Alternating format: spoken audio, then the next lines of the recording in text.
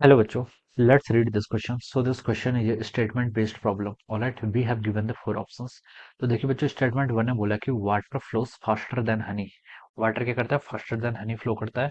Statement to में बोला गया the coefficient of viscosity of water is lesser than the honey. Honey से क्या होता है? आपका लेस होता है.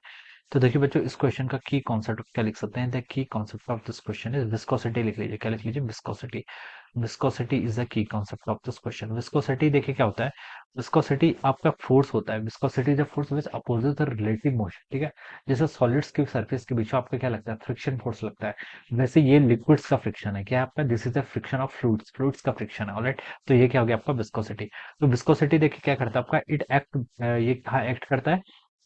लिक्विड्स में क्या करता है? आपका एक्ट करता है. ऑलराइट. और ये क्या करता है? रिलेटिव मोशन को क्या करता है? आपका अपोज करता है. तो this property is called our viscosity.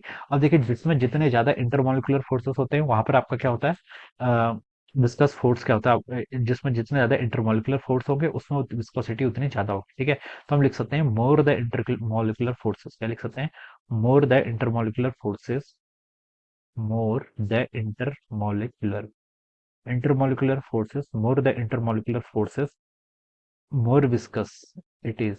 More viscous it is. जितने ज्यादा क्या होंगे?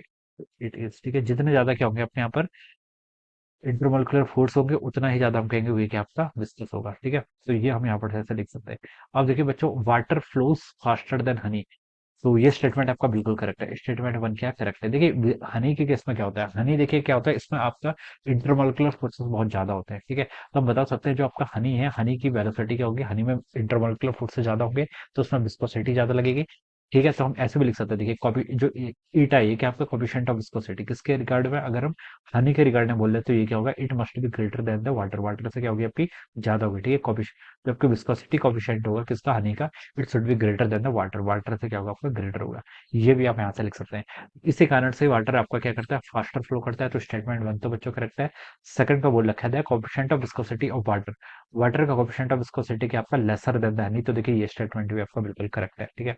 वाटर का क्या होता है? आपका लेस होता है एज कम्पेयर टू हनी. तो statement two is also correct. तो वन भी करेक्ट है, टू भी करेक्ट है. तो बोथ स्टेटमेंट करेक्ट है. तो वो ऑप्शन वन क्या हो जाना चाहिए? करेक्ट. तो हम क्या लिख सकते हैं? देखिए option one will be the right answer of this question. Alright. ये देखिए आपका theoretical based concept based question है. ऑलराइट. ये इंटरमोलिकुलर फोर्सेस स्ट्रांग होते हैं, कोएफिशिएंट ऑफ विस्कोसिटी इसकी ज्यादा होती है. ठीक है. तो this will be the answer. So I hope you all understood this concept. All the best and thank you so